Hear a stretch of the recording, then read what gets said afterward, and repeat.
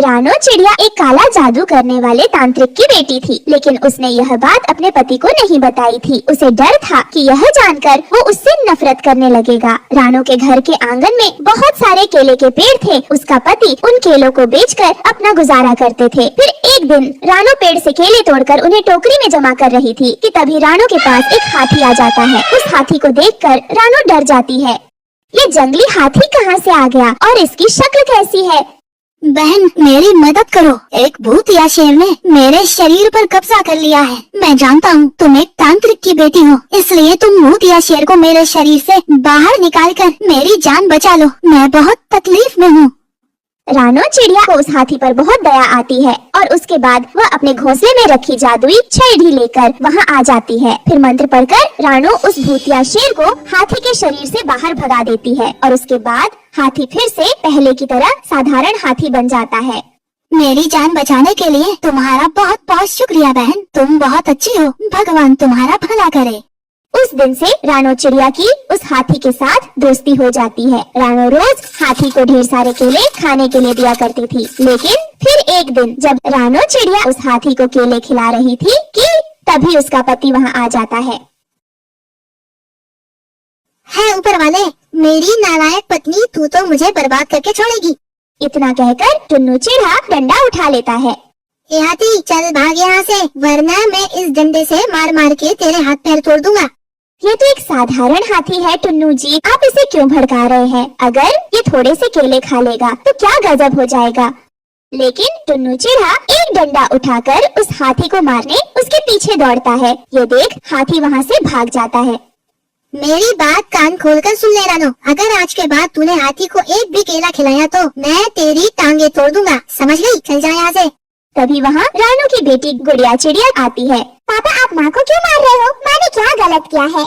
अपने पति का बुरा बर्ताव देख रानो को बहुत दुख होता है और वह चुपचाप अपनी बेटी को लेकर वहाँ से चली जाती है। इस तरह कुछ दिन बीत जाते हैं। फिर एक दिन रानो घर के कुछ काम कर रही थी कि तभी उसके दरवाजे पर एक बूढ़ा भिखारी आ जाता है। अरे कोई है क्या? मुझे कुछ खाने को दे दो माई, कई दिनों से मैंने कुछ खाया नहीं है। मुझ गरीब भिखारी की मदद करो, ऊपर वाला तुम्हारा भला करेगा। उस भिखारी की हालत देख रानो को उस पर बहुत दया आती है। आप चिंता मत करिए बाबा जी, मैं अभी आपके लिए कुछ खाने को लेकर आती हूँ। रानो चिड़िया उस बूढ़े भिखारी को घर में बनी रोटी के साथ साथ कुछ केले भी दे देती है, लेकिन तभी वहाँ उसका पति आ जाता है। ऊपर वाले, मेरी नालायक पत्नी, तू तो मुझे बर्बाद करके छोड़ेगी। तुझे कितनी बार समझाया है मैंने, इस तरह किसी भी राह चलते को केले खाने के लिए मत दिया कर, लेकिन तू है कि कुछ समझती ही नहीं। क्या हुआ जी, ये तो गरीब भिखारी है, मैं तो सिर्फ इसकी मदद कर रही थी, बेचारा कई दिनों से भूखा है। अरे दुनिया के सभी भिखारियों का ठेका तूने ले रखा है क्या? ए भिखारी, चल भाग यहाँ से, वरना मैं तेरी टांगे तोड़ दूंगा। टुन्नू जी, आपको इस बुजुर्ग से इस तरह बात नहीं करनी चाहिए। यह बूढ़ा भिखारी रिश्ते में तेरा बाप लगता है क्या? तुझे सुधारने का मेरे पास एक बहुत अच्छा तरीका है। इतना कहकर टुन्नू रानो की पूंछ पकड़कर उसे मारने लगता है। नहीं टुन्नू जी, मुझे मत मारिए, आखिर मेरी गलती क्या है? तभी वहाँ गुड़िया चिड़िया आ जाती है। मेरी बेचारी माँ को जानवरों की तरह क्यों मार रही हो? इस तरह भला कोई अपनी पत्नी को मारता है? अपनी माँ की तरफदारी कर रही है। तुम दोनों को एक दिन में अपने घर से बाहर निकाल दूंगा। इतना कहकर वो वहाँ से चला जाता है। इस तरह कुछ दिन बीत जाते हैं। फिर एक दिन उनके घर में जोरदार भूकंप आता है और उनका पूरा घर टूट कर तहस नहस हो जाता है। लेकिन सिर्फ टुन्नू का घर टूटा था, आसपास रहने वाले पक्षियों के घरों को कोई नुकसान नहीं पहुँचा था। अरे ये क्या हो गया? भूकंप में सिर्फ हमारा घर टूटकर चिकनाचूर हो गया, दूसरे पक्षी के घर तो बिल्कुल सही सलामत है, उनके घर को तो कुछ भी नहीं हुआ। मेरी भी कुछ समझ में कुछ नहीं आ रहा है कि भूकंप का असर सिर्फ हमारे घर पर ही क्यों पड़ा। अब हम क्या करेंगे जी, हमारे पास तो रहने के लिए और कोई और जगह भी नहीं है। वो सब दुखी होकर रोने लगते हैं कि तभी वहाँ रानो का दोस्त हाथी आ जाता है। फिर वो हाथी रानो से कहता है, मेरे होते हुए तुम किसी बात की फिक्र मत करो बहन, मैं अभी तुम लोगों के रहने का इंतजाम कर देता हूँ। लेकिन तुम तो एक साधारण से हाथी हो, आखिर तुम हमारी मदद कैसे करोगे? तुम मेरे बारे में कुछ नहीं जानती, मैं एक जादुई हाथी हूँ। मुझे एक श्राप मिला है कि मैं अपनी शक्तियों का इस्तेमाल अपने फायदे के लिए नहीं कर सकता, लेकिन मुसीबत में फंसे पक्षियों की मदद करने के लिए मुझे पूरी आजादी है। अब तुम मेरे जादू का कमाल देखो। इतना कहकर वो हाथी उन सभी को अपनी जादुई शक्ति से एक जंगल में ले जाता है। वहाँ एक जादुई केले का पेड़ बोलता है, हाथी क्या मदद करूं तुम्हारी? ये सब मेरे दोस्त हैं, इनके लिए आप एक घर बना दो। तभी वहाँ एक केले का विशाल घर प्रकट हो जाता है। यह जादुई केले का घर तुम्हारे अच्छे कर्मों के लिए तुम्हें उपहार के तौर पर दे रहा हूँ। तुम्हें इस घर में कभी किसी चीज की कमी नहीं होगी। इतना कहकर हाथी वहाँ से गायब हो जाता है। उसके बाद रानो चिड़िया अपने परिवार वालों के साथ उस घर के अंदर प्रवेश कर लेती है। वह घर अंदर से एक बड़े आलीशान बंगले जैसा था। उसमें उनकी सुख सुविधा की सारी चीजें मौजूद थी। यह देख रानो का पति बहुत खुश होता है। तूने हमेशा लोगों के साथ भलाई की है। यह सारी दौलत तेरे अच्छे कर्मों का नतीजा है। मुझे माफ कर दे, मैंने हमेशा तुझे परेशान किया है। कोई बात नहीं जी, आप अपने मन से सारे गिले शिकवे दूर कर दीजिए। मैं आपकी बातों का कभी बुरा नहीं मानती हूँ। और फिर उस दिन से उन सभी की जिंदगी पूरी तरह बदल जाती है। इस कहानी से हमें यह शिक्षा मिलती है कि हमें हमेशा गरीब और लाचार लोगों की मदद करनी चाहिए, क्योंकि हमारे द्वारा किए गए अच्छे कर्मों का फल कभी न कभी जरूर मिलता है। दोस्तों, आपको हमारी आज की कहानी कैसी लगी? हमारी कहानी को लाइक करें, कमेंट करके अपनी राय हमें दें। आपके कमेंट और लाइक हमारे हौसले को बढ़ाते हैं। अगर आप हमारे चैनल पर नए आए हैं तो हमारे चैनल को सब्सक्राइब करना ना भूलें। आपका धन्यवाद। जंगल में बारिश का मौसम आ चुका था, पर रानो चिड़िया ने अभी तक अपने घर की मरम्मत नहीं की थी। उसका घर जगह जगह से टूट चुका था, जिसकी वजह से उसके घर में पानी भर जाने का डर था। रानो चिड़िया का पति भूरा चिड़ा पैसा कमाने के लिए शहर के जंगल गया हुआ था। एक रात अचानक बहुत तेज बारिश होने लगी, जिसे देखकर रानो चिड़िया बहुत परेशान हो गई। हे भगवान, अब मैं क्या करूं? मैंने अभी तक अपने घर की मरम्मत नहीं की और बारिश का मौसम भी आ गया। गुड़िया के पापा भी यहाँ नहीं हैं। अब मुझे खुद लकड़ियाँ ढूंढने जाने होगा और घर को मजबूत करना होगा, नहीं तो हम बेघर हो जाएंगे। अगर ऐसा हो गया तो मैं अपनी बच्ची को कहाँ लेकर जाऊंगी? रानो चिड़िया बारिश में ही लकड़ियाँ ढूंढने चली जाती है। लकड़ियाँ ढूंढते ढूंढते वो बारिश के पानी में बुरी तरह भीग जाती है, जिस वजह से वो बहुत ज्यादा बीमार हो जाती। उसे ज्यादा दूर उड़ा भी नहीं जा रहा था। अरे ये क्या, अचानक से मुझे बहुत कमजोरी महसूस हो रही है। मुझे घर चलना चाहिए, लकड़ियाँ लेने फिर से आ जाऊंगी। फिर रानो चिड़िया बिना लकड़ियाँ लिए ही घर वापस लौट आती है। वो बुखार से तप रही थी और घर आते ही वो लेट जाती है। उसे यूं बीमार देखकर उसकी बेटी गुड़िया अपनी माँ से पूछती है, मम्मा मम्मा क्या हुआ आपको? आपकी तबीयत तो ठीक है ना? रुकिए मैं देखती हूँ। मम्मा, अरे बाप रे बाप, आपको तो बहुत तेज बुखार है। मम्मा रुको, मैं अभी डॉक्टर से दवा लेकर आती हूँ। नहीं गुड़िया बेटी, बारिश बहुत तेज है, बाहर गई तो भीग जाओगी और अगर तुम भी बीमार पड़ गई तो तुम्हें कौन संभालेगा? मैं ऐसे ही ठीक हो जाऊंगी बिटिया, तुम परेशान मत हो। धीरे धीरे रात हो जाती है। बारिश लगातार हो रही थी। अचानक से रानो चिड़िया के घर की छत टपकने लगती है। उसे देखकर तो रानो चिड़िया की परेशानियाँ और बढ़ गई थी। हे भगवान, ये मुसीबत भी अभी आनी थी। अब तो छत भी टपकने लगी। मैं अकेली क्या करूं? छत भी बहुत कमजोर है, पता नहीं कब टूट जाए। अगर ये छत टूट गई तो मेरी बच्ची का क्या होगा? बेटा जल्दी चलो, हमें यहाँ से अभी जाना होगा। घर की छत टपक रही है, किसी भी वक्त यह छत टूट सकती है। हमें कहीं और जाना होगा। लेकिन मम्मा, हम कहाँ जाएंगे? बेटा हम कालू अंकल के घर जाएंगे। मैंने उनकी काफी बार मदद की है, वो जरूर हमारी मदद करेंगे। उनका घर पक्का भी और बड़ा भी है। चलो बेटा देर मत करो, अभी ये सब बात करने का समय नहीं है, कहीं कुछ अनहोनी ना हो जाए। रानो चिड़िया अपनी बेटी को लेकर कालू बुआ के दरवाजे पर आती है। कालू भैया, अरे ओ कालू भैया, गोरी बहन, ओ गोरी बहन, दरवाजा खोले, बाहर बहुत तेज बारिश हो रही है। तभी गोरी नींद से उठती है। अरे इतनी रात गए, ये मनहूस चिड़िया कहाँ से आ गई? ये जरूर हमारे घर में रहने आई होगी। इसे मना कर देती हूँ। गोरी, बाहर बारिश बहुत तेज है। रानो चिड़िया को अंदर बुलाकर पूछो तो सही, वह हमारे दरवाजे पर क्या करने आई है? खबरदार, कोई जरूरत नहीं उससे पूछने की। वह हमारे दरवाजे पर क्या करने आएगी? को पता नहीं, वो यहाँ अपने बच्चों के साथ आई है। इसका मतलब उसे आसरा चाहिए होगा। अंदर बुलाने की कोई जरूरत नहीं, समझे तुम? जरूर कोई न कोई बात है, तभी तो रानो चिड़िया अपने बच्चों को साथ लेकर यहाँ आई है। तुम यहीं रुको, मैं जाता हूँ दरवाजा खोलने। कालू, तुम जानते नहीं, इस चिड़िया का घर जरूर बारिश में टूट गया होगा, तभी यह हमारे दरवाजे पर आई है हमारे घर रहने के लिए। तुम दरवाजा बिल्कुल मत खोलना। गौरी, ये तुम कैसी बातें कर रही हो? याद करो, जब हमारा पक्का घर नहीं था तब के दिनों में अक्सर हम लोग बारिश से बचने के लिए रानो चिड़िया के घर पनाह लेने जाया करते थे और वो बेचारी चिड़िया हमें आसरा दे दिया करती थी। रानो चिड़िया ने तो कभी हमें मना नहीं किया। आज फिर तुम ऐसा क्यों कर रही हो? कालू, ज्यादा हमदर्द ना बनो। अगर तुमने रानो चिड़िया को अंदर बुलाया तो मैं अपनी माँ के घर चली जाऊंगी और फिर कभी नहीं आऊंगी इस घर में लौटकर। कालू कौवा गौरी की धमकी से डर जाता है और चुप करके बैठ जाता है। बेचारी रानो चिड़िया बाहर खड़ी दरवाजे पर बारिश में अपनी बच्ची के साथ भीगते हुए मिन्नतें कर रही थी, लेकिन गौरी का सख्त पत्थर दिल नहीं पिघलता। बेटा, लगता है ये लोग दरवाजा नहीं खोलेंगे। मैंने कालू और गौरी की हर मुसीबत में मदद की, लेकिन आज जब मुझ पर मुसीबत आन पड़ी तो उन्होंने तो मुंह ही फेर लिया। अब मैं क्या करूं? कुछ समझ में नहीं आ रहा है। इस जंगल में और कौन मेरी मदद करेगा? तभी वहाँ पर रानो चिड़िया का पति भूरा चिड़ा शहर के जंगल से लौट आता है और अपनी पत्नी को इस हाल में देखकर चौंक जाता है।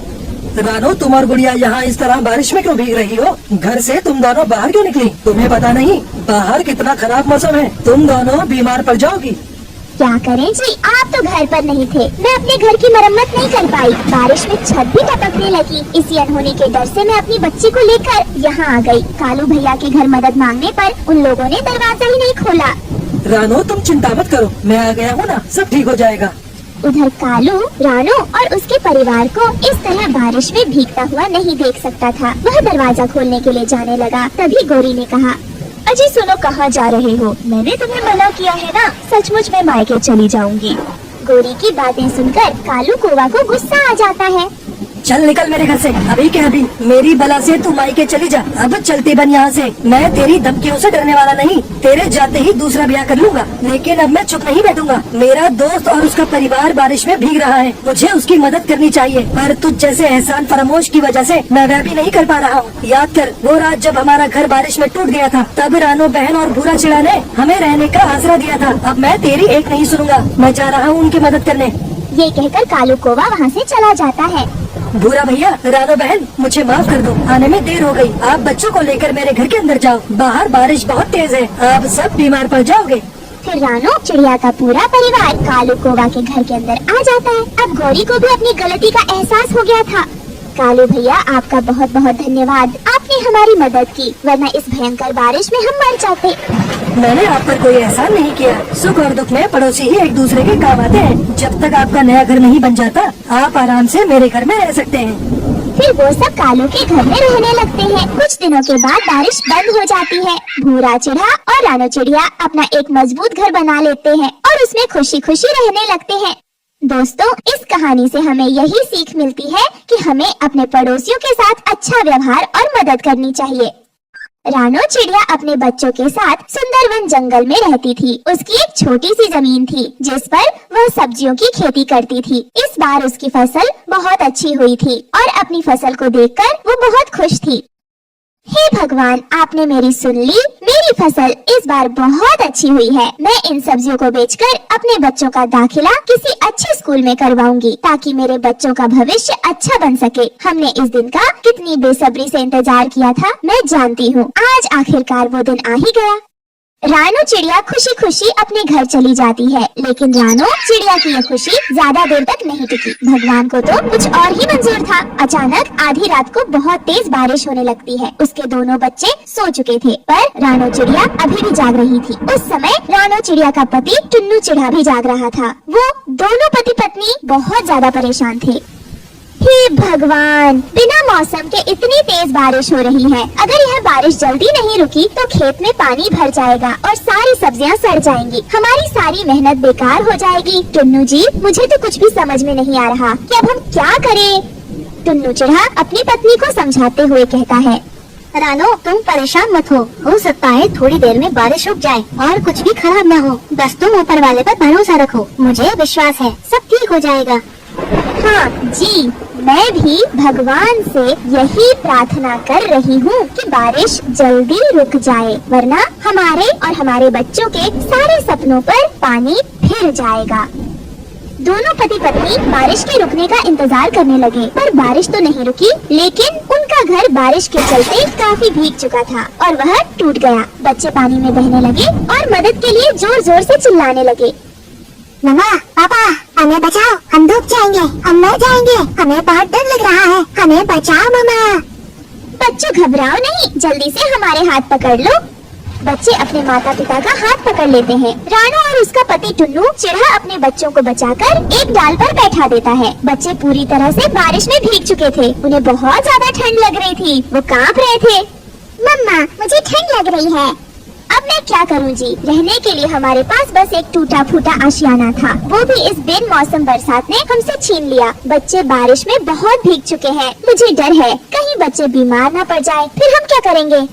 ऐसे ही सोचते सोचते रात गुजर जाती है। अगले दिन बारिश रुक जाती है। रानो चिड़िया अपने बच्चों से कहती है, गुड़िया तुम अपने भाई का ध्यान रखना बेटा, मैं और तुम्हारे पापा जंगल से जाकर घर बनाने का सामान लेकर आते हैं, फिर हम अपना घर बनाएंगे, इसलिए जब तक हम दोनों वापस नहीं आ जाते तब तक आप दोनों घर पर रहना। रानो चिड़िया और उसका पति टुन्नू चिढ़ा अपने बच्चों को समझाकर जंगल के लिए चले जाते हैं। अभी थोड़ा समय ही गुजरा रहा था कि गोलू जोर जोर से रोने लगा। उसे जोर की भूख लगी थी। दीदी मुझे बहुत जोरों की भूख लगी है, मुझे कुछ खाने को दे दो। दीदी बहुत जोर से पेट में दर्द हो रहा है, खाने को दे दो ना। अब मैं क्या करूं? मम्मा भी नहीं है, पापा भी नहीं है घर में, मैं गोलू को कहां से भोजन ला कर दूं? गोलू तू रो मत मेरे भाई, मैं अभी कुछ करती हूँ, देखती हूँ आसपास कहीं भोजन मिल जाए तो मैं तुझे भोजन ला कर दूं। फिर गुड़िया चिड़िया अपने भाई गोलू को अकेला छोड़कर भोजन लेने के लिए चली जाती है। बड़ी मुश्किलों के बाद जब वह भोजन लेकर वापस आती है तो देखती है कि उसका भाई गोलू तो वहाँ था ही नहीं। गुड़िया चिड़िया अपने भाई को ना पाकर जोर जोर से रोने लगी। उसके रोने की आवाज सुनकर तभी एक बूढ़ा पक्षी उसके पास आता है और उससे कहता है, क्या हुआ बिटिया, तुम इस तरह से क्यों रो रही हो? क्या परेशानी है तुम्हें? बताओ मुझे, शायद मैं तुम्हारी कोई मदद कर सकूं। बाबा मेरा भाई मुझे नहीं मिल रहा है, मैं उसे यही छोड़कर भोजन लाने गई थी, पता नहीं वो कहाँ चला गया। अच्छा बेटा, अभी अभी मुझे जंगल में कुछ दूरी पर एक बच्चा घायल मिला है, मैं उसे उठाकर अपने घर ले आया। चलो तुम मेरे साथ चलकर देख लो, कहीं वो तुम्हारा भाई तो नहीं है जिसे तुम ढूंढ रही हो। फिर गुड़िया चिड़िया उस बूढ़े तोते की बात सुनकर उसके साथ उसके घर चली जाती है। वो वहाँ पर जाकर देखती है कि गोलू चिड़ा वहाँ घायल पड़ा हुआ था। अपने भाई को जिंदा देखकर गुड़िया चिड़िया बहुत खुश होती है और उस बूढ़े तोते से कहती है, हाँ बाबा ये मेरा भाई है, लेकिन ये घायल कैसे हुआ? बेटा एक चील इसे पकड़कर ले जा रहा था, मैंने किसी तरह इसे बचाया है और फिर इसे उठाकर अपने घर ले आया। वो तो अच्छा हुआ तुम मुझे मिल गई, वरना मैं इसे कहाँ कहाँ लेकर घूमता। फिर थोड़ी देर बाद रानो चिड़िया अपने पति के साथ घर वापस आ जाती है और अपने दोनों बच्चों को घर पर ना पाकर वो दोनों बहुत ज्यादा परेशान हो जाते हैं। टुन्नू जी हमारे बच्चे कहाँ गए? हम तो उन दोनों को यहीं पर छोड़कर गए थे ना। हाँ रानो, पर तुम परेशान मत हो, हम दोनों मिलकर अपने बच्चों को ढूंढ लेंगे। फिर अपने बच्चों को ढूंढते हुए रानो और टुन्नू चिड़ा उस बूढ़े तोते के घर पर पहुंच जाते हैं और अपने बच्चों को वहां देखकर बहुत खुश होते हैं। बच्चों तुम लोगों ने तो मेरी जान ही निकाल दी थी, मैं कब से तुम दोनों को ढूंढ रही हूँ। तुम्हें पता भी तुम्हारी वजह से हम कितने परेशान हो गए थे। तभी वो बूढ़ा तोता रानो चिड़िया से कहता है, बेटा क्या तुम नहीं जानती, यह बड़ा ही खतरनाक जंगल है। इस जंगल में बच्चों को इस तरह अकेला छोड़कर तुम क्यों चली गई थी? अगर मैं सही समय पर न पहुंचता तो पता नहीं इस बच्चे के साथ क्या हो जाता। बड़ी मुश्किल से मैंने तुम्हारे बच्चे को बचाया है। क्या करती बाबा, बारिश की वजह से हमारा घर टूट गया, हमारी फसल बर्बाद हो गई, हम बेघर हो गए। हम घर बनाने के लिए लकड़ियाँ लेने जंगल गए थे, पर जंगल में हमें लकड़ियाँ भी नहीं मिली। अब जब घर नहीं बनेगा तो पता नहीं मेरे बच्चे कैसे रहेंगे। मुझे तो कुछ भी समझ में नहीं आ रहा कि मैं अपने बच्चों को कैसे इन सब परेशानियों से दूर रखूं। रानो चिड़िया की ये सब बातें सुनकर वो बूढ़ा तोता उससे कहता है, बेटी तुम्हें चिंता करने की कोई जरूरत नहीं है, ये लो जादुई पत्ते, इससे तुम अपना घर बना लेना। वह घर बारिश में कभी भी नहीं टूटेगा। इन पत्तों से बना घर लोहे से भी ज्यादा मजबूत होगा। तुम्हें कभी भी किसी बारिश या तूफान से डरने की जरूरत नहीं पड़ेगी। यह जादुई पत्तों का घर तुम्हें हर एक परेशानी से बचाएगा। जाओ बेटा, जाकर अपना जादुई पत्तों का घर बनाकर उसमें अपने बच्चों के साथ खुश रहो। आपका बहुत बहुत शुक्रिया बाबा, जो आपने हमारी इतनी मदद की। मैं आपका ये एहसान कभी नहीं चुका पाऊंगी। फिर रानो चिड़िया अपने बच्चों को लेकर अपने घर आती है और जादुई पत्तों से एक सुंदर सा घर बनाती है। रानो चिड़िया और टुन्नू चिड़ा फिर से अपनी नई जिंदगी शुरू करते हैं और जादुई पत्तों के घर में खुशी खुशी रहने लगते हैं। दोस्तों आपको हमारी आज की कहानी कैसी लगी? हमारी कहानी धन्यवाद। आ जाओ सब लोग, खाना बन गया है। माँ आज आज तो बहुत अच्छी खुशबू आ रही है। क्या बनाया है खाने में? तुम लोगों के मनपसंद दाल चावल। माँ, आज तो खाने में दाल चावल है। माँ, दाल चावल तो बहुत महंगे हैं, तो आपने दाल कैसे खरीदी? आज जब मैं आम बेचकर घर आ रही थी तो वो रास्ते में एक बहुत बड़ा घर बन रहा था। वहाँ पर एक मजदूर की कमी थी। लकड़ी उठाने के लिए मैं चली गई। लकड़ी उठाने के बदले मुझे 100 रुपए मिले थे, तो उसी से मैं तुम लोगों के लिए दाल चावल ले आई। तुम लोगों को रोज रोज सूखा खाना खाते हुए देखकर मुझे बहुत दुख होता था। माँ, हम तो सूखा दाना खाकर भी खुश हैं। आपको हमारे खाने के लिए इतनी मेहनत करने की क्या जरूरत है? जिस उम्र में आपको आराम करना चाहिए, उस उम्र में आप हम लोगों का पेट पालने के लिए कितनी मेहनत करती है। पगली, मैं मेहनत नहीं करूँगी तो और कौन करेगा? आखिर मैं तुम्हारी माँ हूँ। चलो अब जल्दी से खाना खा लो, वरना खाना ठंडा हो जाएगा। रानो अपनी 5 बेटियों को खाना परोसती है और एक प्लेट में खाना लेकर आंगन में लगे बड़े से आम के पेड़ के पास जाती है। मेरे प्यारे आम के पेड़, देख आज मैं तेरे लिए क्या लेकर आई हूँ। ये दाल और चावल है। देखते देखते तू कब इतना बड़ा हो गया, मुझे पता ही नहीं चला। तू भले ही एक मामूली आम का पेड़ है, लेकिन मेरे लिए मेरे परिवार के सदस्य जैसा है। रानो चिड़िया खाने की थाली को उस पेड़ के पास रखकर पेड़ पर प्यार से पंख सहलाती है और अपने घर के अंदर चली जाती है। रानो चिड़िया जिस दिन से उस जंगल में आई थी, तब से ही रानो ने इस आम के पेड़ को बड़े प्यार से सींचकर बड़ा किया था। रानो चिड़िया आम के पेड़ से आम लेकर बाजार में उसे बेचकर अपना और अपने बेटियों का गुजारा करती थी। एक दिन, आप खाना छोड़कर यहाँ इस पेड़ को पानी दे रही हो। अगर एक दिन पानी नहीं दोगे तो क्या हो जाएगा?